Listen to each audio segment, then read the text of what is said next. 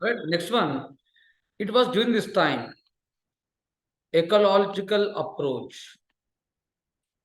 Ecological approach to the study of public administration. It was Riggs. It was Riggs who has advocated. Riggs has advocated ecological approach to the study of public administration, which latter was used in comparative studies. All right.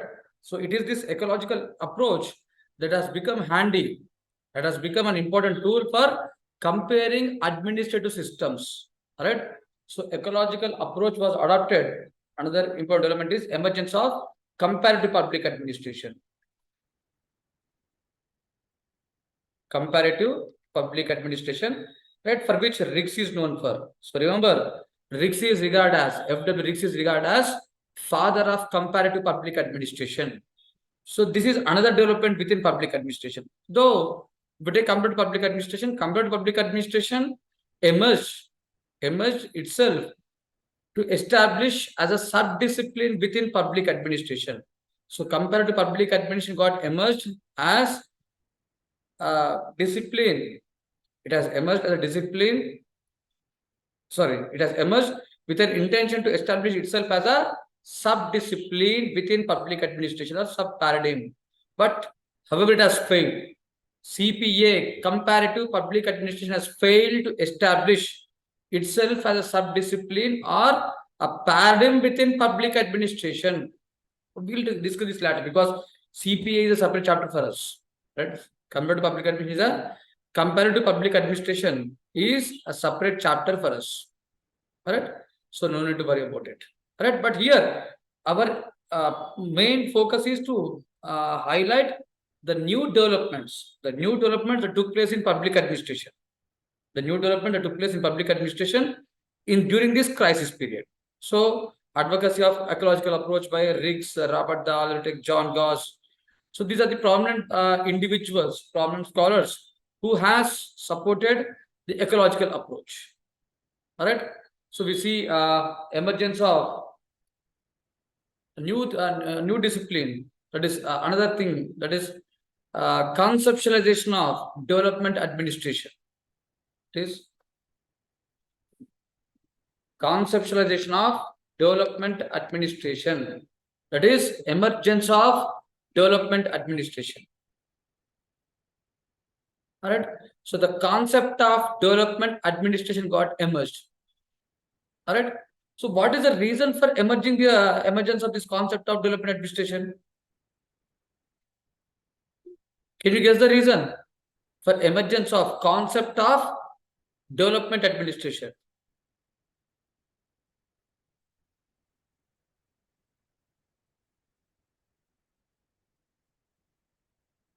Emergence of concept of development administration.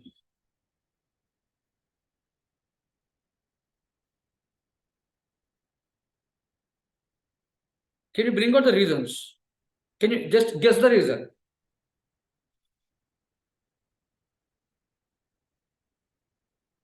The developments in the administration and bureaucracy.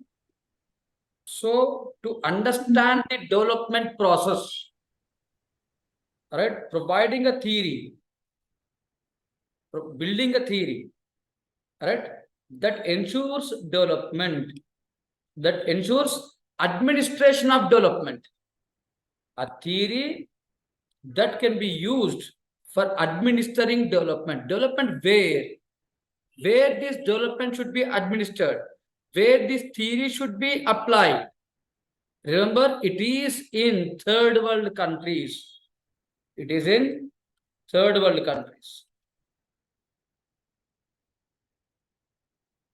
So the concept of development administration got momentum with the emergence of these third world countries. That is, we know that most of the countries, they have gained independence after Second World War. After Second World War, we have seen African nations, Asian countries, Latin American countries, they're getting liberated from their what you call imperial powers. They got independence and they were actively engaged in development process.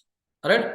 So these countries are actively engaged in development process. But Coming to the public administration. So we don't have any specific theory in public administration. We don't have any specific theory in public administration which can rightly be used, which can be used directly in these countries for both understanding the process of development and administering the development. Right?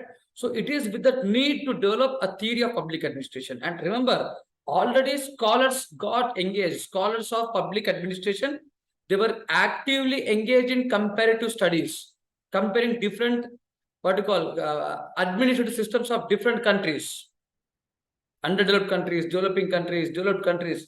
So scholars of public administration, particularly the members of CAG, so we see formation of a group called as comparative administrative group. In 1968, all right, formation of comparative administrative group in 1968.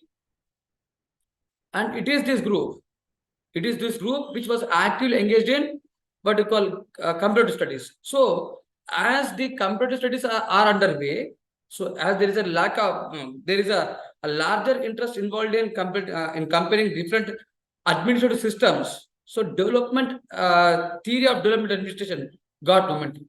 So one is emergence of third world countries. Second one is the comparative studies. And the third one is interest shown by the scholars of public administration, particularly the scholars involved in comparative studies, to develop a theory of theory of development administration. So this is the main reason. So in this crisis period, we see focus was on understanding development, right? What do you call conceptualizing of development administration. Not only conceptualizing development administration, there was another thing.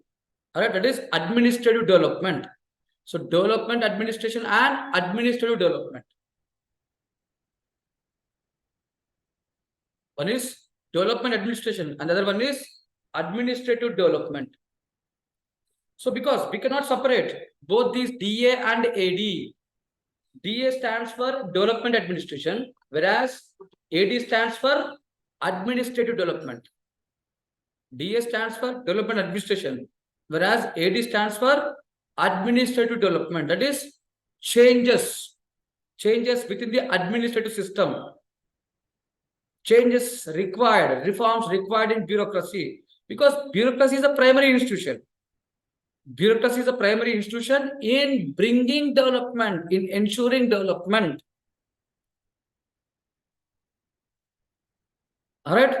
So both development administration and administrative development, both are interlinked. Do you agree with me or not?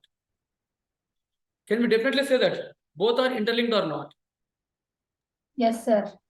So both are interlinked, right? Both the concepts of development administration and administrative development, both are interlinked. So we cannot separate them. So for having development, we require efficient and effective administrative system. That is, we require efficient and effective bureaucracy that can really promote, that can really bring out development. So now interest was shown, interest of the scholars. Scholars have shown the interest to bring the kind of changes, the necessary changes within bureaucratic system, making bureaucratic system more suitable. Making bureaucratic system more suitable for bringing development. Am I clear? So this is what the another emergence. This is what the another concept that got emerged. All right.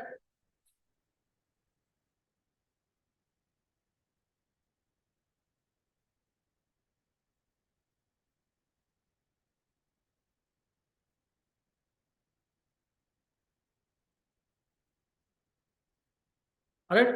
So apart from this, we also see, all right, other developments in public administration. One is, so we have seen CPA, emergence of CPA, DA, administrative development. All right. So apart from this, by 1960s, particularly in the latter 1960s, some of the events that have shaped public administration. So there were certain events that have shaped public administration. Say, for example, new public administration. One is new public administration. So, one such emergence, one such event that has totally changed the shape of public administration, which has enhanced not only theory but more in practice, right? The theory and practice of public administration.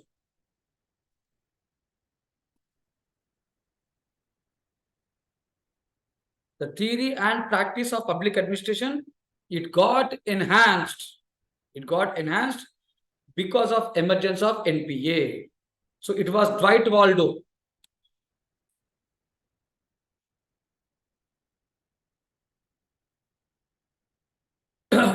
It was under the aegis of Dwight Waldo, this concept of NPA got emerged. So what is NPA? That is, what is new public administration? How this new public administration is different from the older public administration? So we'll talk about this in the next class, that is the coming classes. So how it is different from older public administration? Right, we'll discuss all these things. But remember, right, NPA had a major impact. It had a major impact on theory and practice of public administration.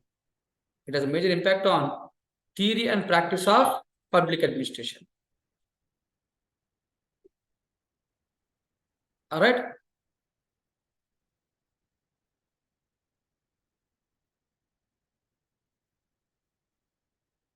Another one is another new concept or new philosophy.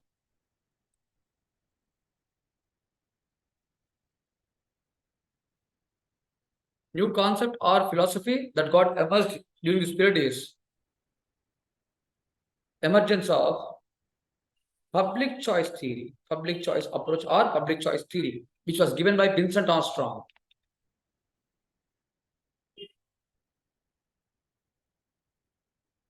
So it is Vincent Armstrong who has given this concept of public choice approach. He has given this concept of public choice approach, right? Which had a major impact because this has become backbone for new public management. Then for liberalization, privatization. Right? So PCA, public choice approach, is a philosophical basis. It is a philosophical basis for the next changes within public administration. The next philosophical changes in the theory of public administration. So these are the major events. These are the major events that have emerged. Major events that have emerged during a crisis period. Am I clear about this? So new human relations theory, ecological approach, comparative public administration, development administration, administrative development, NPA, public choice approach, public policy perspective, growing importance of public policy perspective or policy science.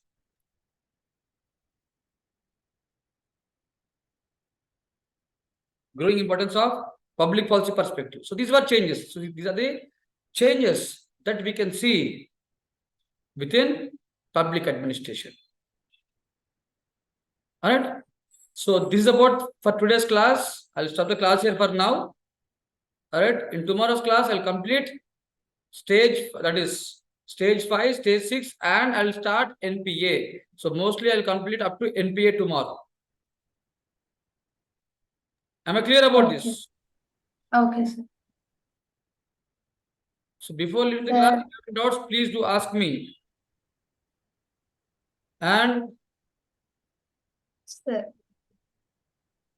I would request to share my videos if possible and wherever you can. Okay, sir. Okay. Sir Okay, sir. Sir fee గురించి ఇంట్లో అడిగాను sir. ఈ week ending or next week ఇస్తా అన్నారు, అప్పుడు pay చేస్తాను. Okay అమ్మా, okay అమ్మా. సార్ నేను అడిగాను సార్, నెక్స్ట్ మంత్ లో చూస్తాను. నెక్స్ట్ మంత్, ఓకే అమ్మా. ఓకే అమ్మా. So then for now I stop the class here. We'll meet in tomorrow's class. Okay, sir. Okay.